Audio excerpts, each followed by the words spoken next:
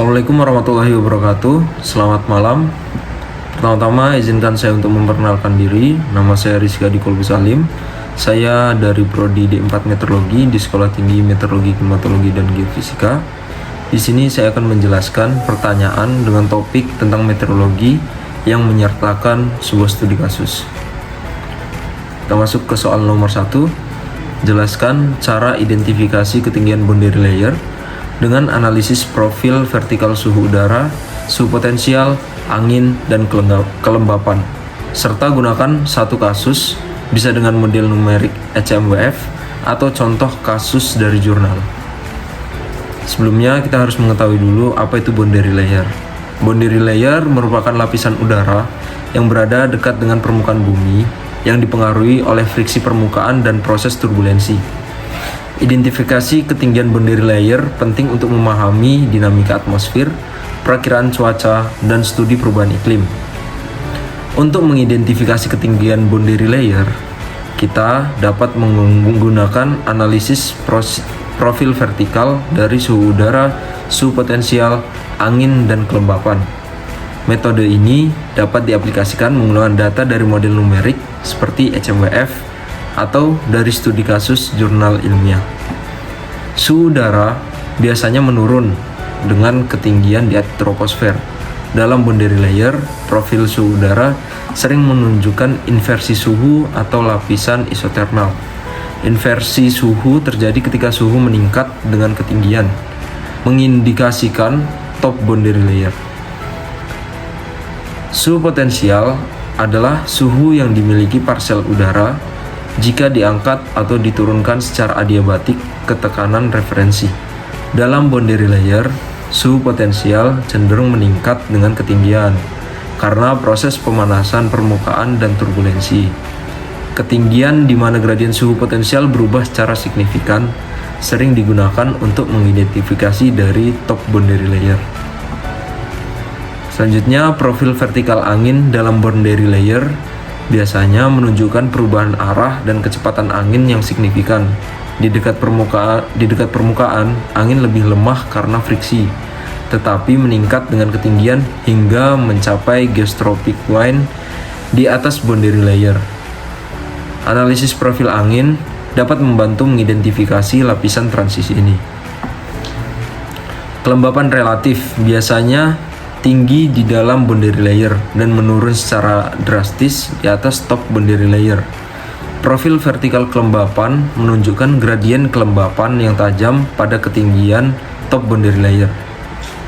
Contoh kasus yang saya ambil yaitu studi kasus yang dilakukan oleh Zhang pada tahun 2021 yang menganalisis profil vertikal menggunakan data HMWF di wilayah Asia Timur. Dalam studi ini, mereka menggunakan data suhu udara, suhu potensial, angin, dan kelembapan untuk mengidentifikasi boundary layer di musim panas. Yang pertama, kita bisa lihat pada profil suhu udaranya. Studi menunjukkan adanya inversi suhu pada ketinggian sekitar 1 km, mengindikasikan itu adalah top boundary layer. Yang kedua, ada profil suhu potensialnya. Gradien suhu potensial meningkat signifikan pada ketinggian yang sama, mendukung identifikasi dari top boundary layer. Profil angin, kecepatan angin meningkat dengan ketinggian dan mencapai nilai konstan di atas 1 km, menandakan transisi dari boundary layer ke free atmosphere. Dan yang terakhir, ada profil kelembapannya. Kelembapan relatif tinggi di bawah 1 km dan menurun drastis di atas ketinggian tersebut, menunjukkan dari top boundary layer yang konsisten dengan analisis suhu dan angin. Identifikasi ketinggian boundary layer dengan analisis profil vertikal suhu udara, suhu potensial, angin, dan kelembapan adalah metode yang efektif.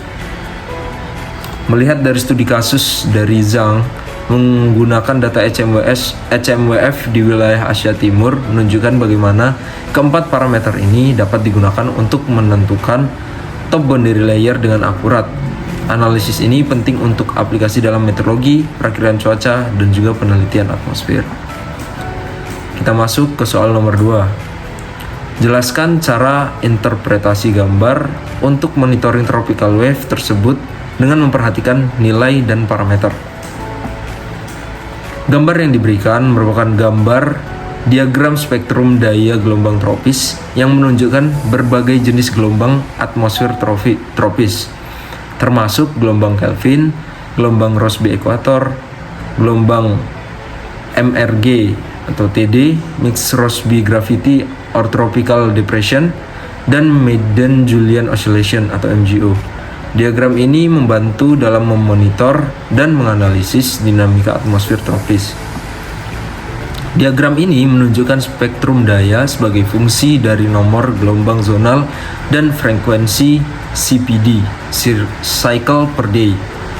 Setiap tipe gelombang tropis memiliki karakteristik tersendiri yang tercermin dalam rentang nilai nomor gelombang zonal dan frekuensi. Yang pertama ada frekuensi atau CPD. Sumbu Y menunjukkan frekuensi dalam satuan cycle per day, yang menunjukkan berapa kali gelombang tersebut berosilasi dalam satu hari, dengan rentang frekuensi berkisar dari 0 hingga 0,5 CPD. Yang kedua, ada nomor gelombang zonal. Sumbu X menunjukkan nomor gelombang zonal yang mengindikasikan jumlah siklus gelombang per keliling ekuator. Nomor gelombang zonal negatif menunjukkan gelombang yang bergerak ke arah barat, sedangkan yang positif menunjukkan gelombang yang bergerak ke arah timur. Rentang nomor gelombang zonal berkisar dari min 20 hingga 20. Selanjutnya kita identifikasi gelombang tropisnya. Yang pertama ada MJO yang ditandai dengan kotak warna hitam. Berada pada nomor gelombang zonal sekitar 1 hingga 5 dan frekuensi sekitar 0 hingga 0,1 CPD. MJO merupakan gelombang berperiode panjang sekitar 30 hingga 60 hari yang berpropagasi ke arah timur. Yang kedua, kita melihat gelombang Kelvin yang ditandai dengan kotak warna biru. Terletak pada nomor gelombang zonal positif 0 hingga 10 dan frekuensi sekitar 0,1 hingga 0,5 CPD. Gelombang Kelvin sendiri merupakan gelombang berperiode pendek yang bergerak ke arah timur. Yang ketiga, ada gelombang Rossby ekuator atau ER yang ditandai dengan kotak berwarna merah. Terletak pada nomor gelombang zonal negatif sekitar min 10 hingga 0 dan frekuensi sekitar 0 hingga 0,3 CPD. Gelombang Rossby ekuator merupakan gelombang yang bergerak ke arah barat dengan periode yang bervariasi. Dan yang terakhir ada gelombang MRG or TD atau Mixed Rossby Gravity or Tropical Depression yang ditandai dengan kotak berwarna ungu. Terletak pada nomor gelombang zonal negatif sekitar min 20 hingga 0 dan frekuensi sekitar 0,1 hingga 0,4 CPD. Gelombang ini mengkombinasikan karakteristik gelombang Rossby dan juga gelombang gravitasi. Berikut nilai dan parameter yang perlu diperhatikan, yaitu ada spektrum daya. Warna pada diagram menunjukkan intensitas atau daya spektrum dari gelombang tropis. Warna yang lebih terang, yang berwarna kuning, hingga gelap yang berwarna merah menunjukkan intensitas yang lebih tinggi. Rentang nilai daya ditunjukkan di bawah diagram dari 2,2 hingga 4,8. Selanjutnya ada periode gelombang yang diperlihatkan dengan garis-garis hitam yang melengkung pada diagram, menunjukkan garis kontur untuk berbagai periode gelombang dalam satuan hari. Periode yang ditunjukkan adalah 2 hari, 3 hari, 6 hari, 12 hari, 30 hari, dan juga 48 hari. Diagram spektrum daya ini menyediakan alat yang efektif untuk memonitor berbagai tipe gelombang tropis dengan memperhatikan nomor gelombang zonal, frekuensi, dan spektrum daya. Setiap jenis gelombang memiliki karakteristik yang unik yang dapat diidentifikasi dengan mudah dari diagram ini sehingga memfasilitasi analisis dinamika atmosfer tropis dan juga perakiraan cuaca. Selanjutnya masuk ke soal nomor 3. Jelaskan tentang tahap-tahap dari teknik Dvorak dalam menentukan tropical cyclone. Sebelumnya kita harus mengetahui dulu apa itu teknik Dvorak. Teknik Dvorak merupakan metode yang dikembangkan oleh Vernon Dvorak pada tahun 1970-an untuk memperkirakan intensitas siklon tropis menggunakan citra satelit. Metode ini tetap menjadi salah satu alat utama dalam meteorologi tropis karena kemampuannya memberikan estimasi yang cukup akurat tanpa data pengukuran langsung dari lapangan. Berikut tahap-tahap dari teknik Dvorak. Yang pertama, ada pengumpulan citra satelit. Langkah pertama dalam teknik Dvorak adalah pengumpulan citra satelit siklon tropis dari satelit geostasioner. Jenis citra yang digunakan termasuk citra inframerah atau IR, visible, dan water vapor. Citra ini memberikan informasi tentang struktur awan dan suhu puncak awan. Yang kedua ada identifikasi pola awan. Setelah citra satelit diperoleh, langkah berikutnya adalah mengidentifikasi pola awan siklon tropis. Ada beberapa pola dasar yang dikenal dalam teknik Dvorak, yaitu yang pertama ada curve band atau pita melengkung, pola awan yang melengkung yang mengelilingi pusat siklon. Yang kedua ada shear, pola di mana pusat siklon terbuka atau terpisah dari awan konvektif utama. Yang ketiga ada central dense overcast atau CDO, yaitu massa awan tebal yang menutupi pusat siklon. Yang terakhir ada A atau mata dari siklon yang jelas terlihat dikelilingi oleh awan konvektif yang tebal. Selanjutnya ada penentuan T-number atau angka T. Setelah pola awan diidentifikasi, langkah berikutnya adalah menentukan T-number. T-number adalah indeks numerik yang menggambarkan intensitas siklon tropis berdasarkan pola dan fitur awan yang diamati. Angka T dihitung menggunakan tabel dan aturan yang telah ditetapkan untuk berbagai pola awan. Misalkan, CDO dengan diameter tertentu mungkin memiliki angka T yang lebih tinggi dibandingkan dengan pita melengkung yang lebih lemah. Selanjutnya, tahapnya adalah penyesuaian angka T. Angka T awal yang diperoleh dari pola awan dapat disesuaikan berdasarkan tren intensitas siklon yang diamati selama beberapa jam atau hari terakhir. Penyesuaian ini penting untuk mencerminkan perubahan nyata dalam intensitas siklon yang mungkin tidak langsung terlihat dari citra satelit. Yang kelima, ada penentuan CI, Current Intensity Number. CI number atau angka CI merupakan nilai akhir yang digunakan untuk menentukan intensitas siklon tropis dalam hal tekanan pusat dan kecepatan angin maksimum. Angka CI biasanya merupakan hasil dari angka T yang sudah disesuaikan.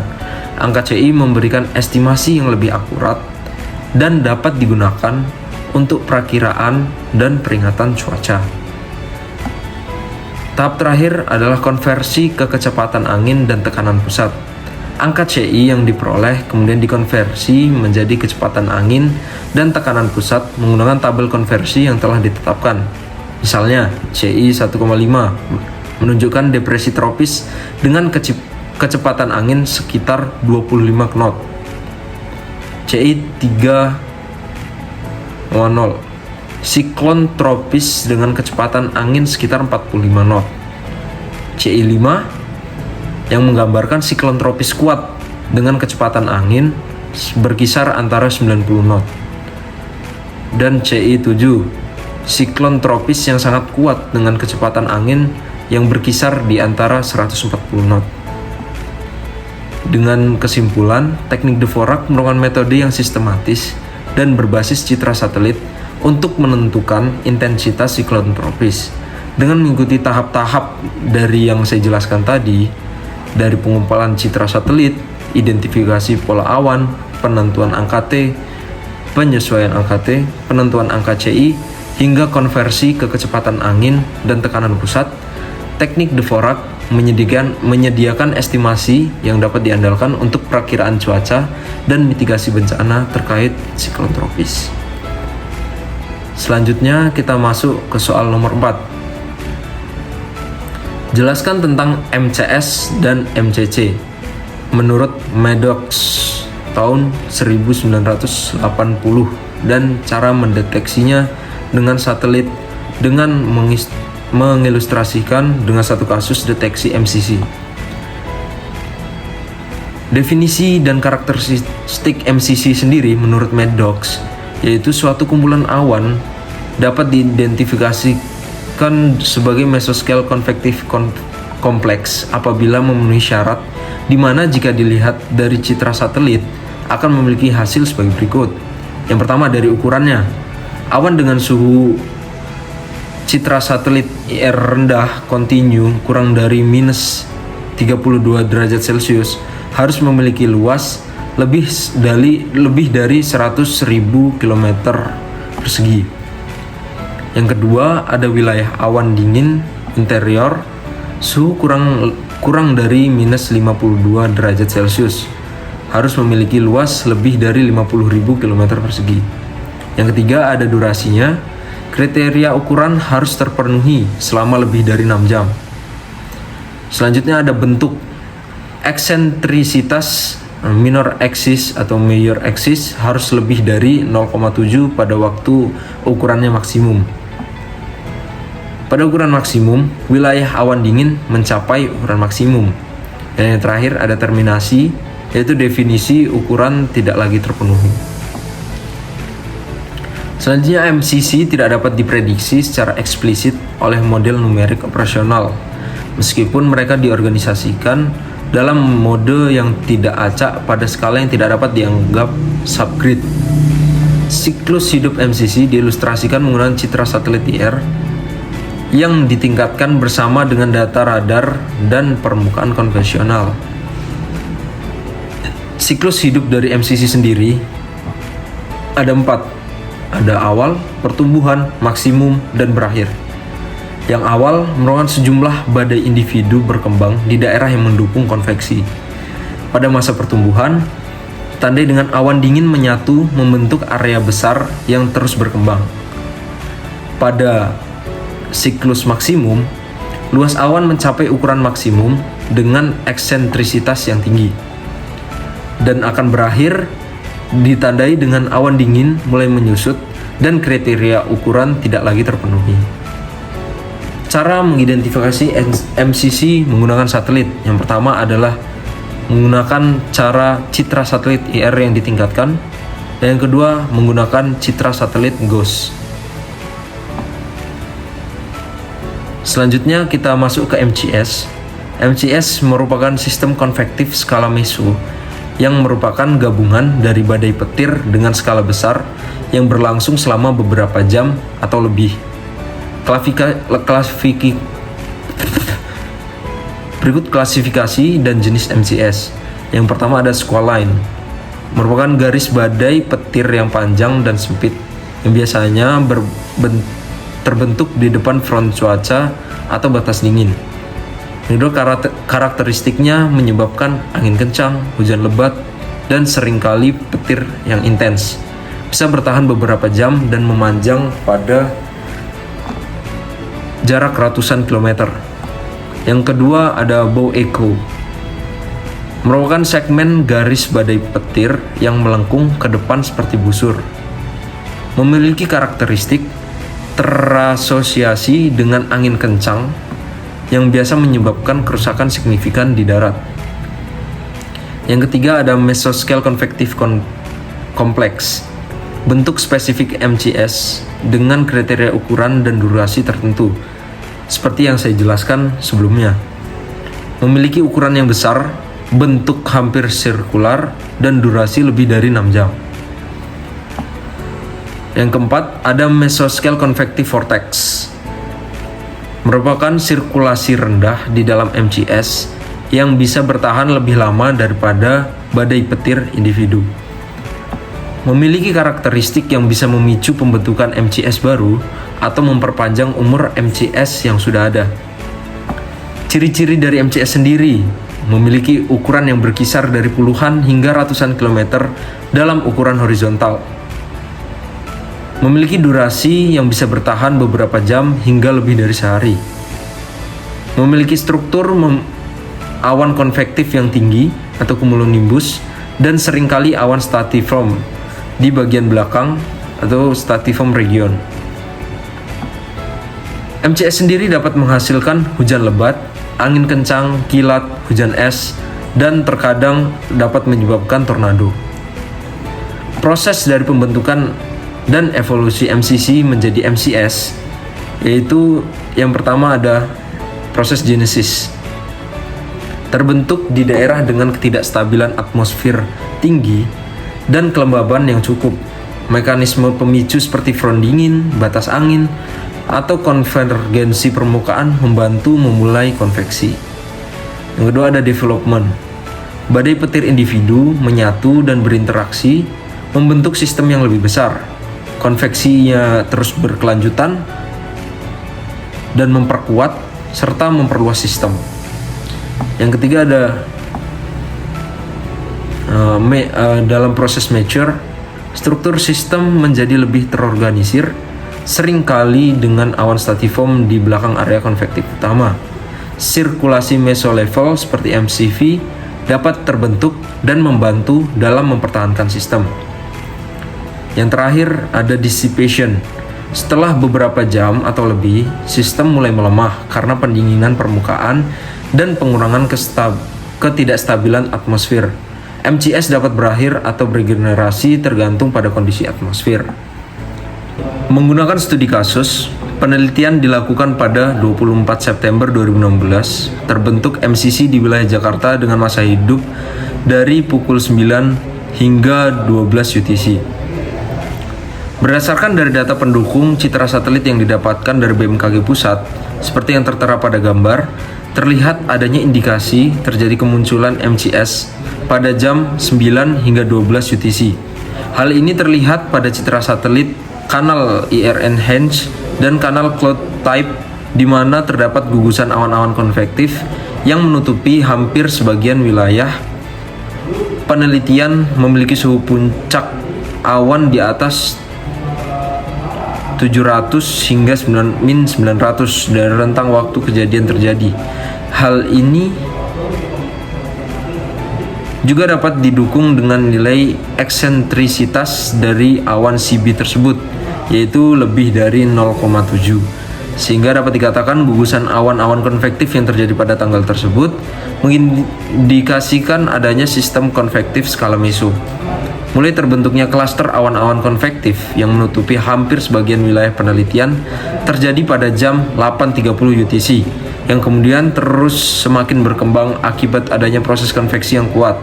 Pada jam 12 UTC, gugusan awan konvektif tersebut mulai mengalami kepunahan atau mulai berakhir, dan terjadinya MCS pada tanggal tersebut hanya dapat berlangsung kurang lebih 3 jam. Kita masuk ke soal terakhir, soal nomor 5. Jelaskan tentang kondisi monitoring tropical wave, observasi dan prediksi di wilayah Indonesia pada periode waktu di gambar.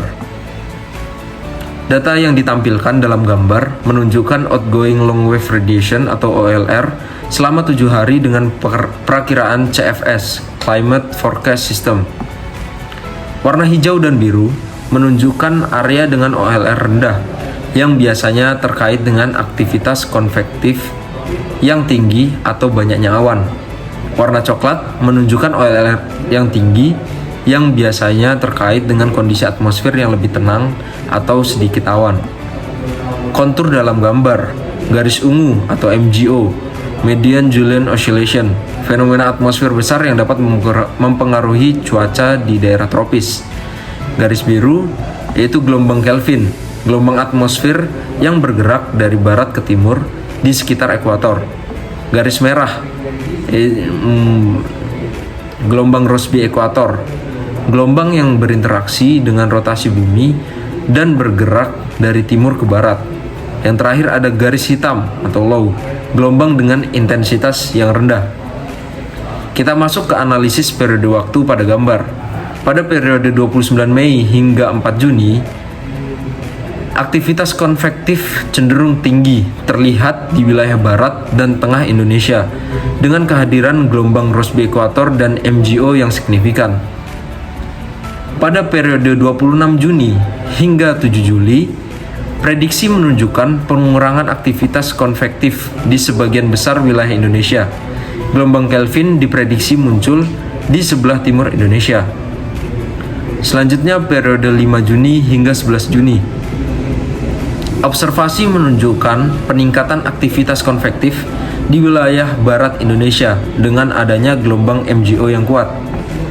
Pada periode 3 Juli hingga 9 Juli, prediksi mengindikasikan adanya gelombang Kelvin dan aktivitas MJO di wilayah Indonesia bagian barat.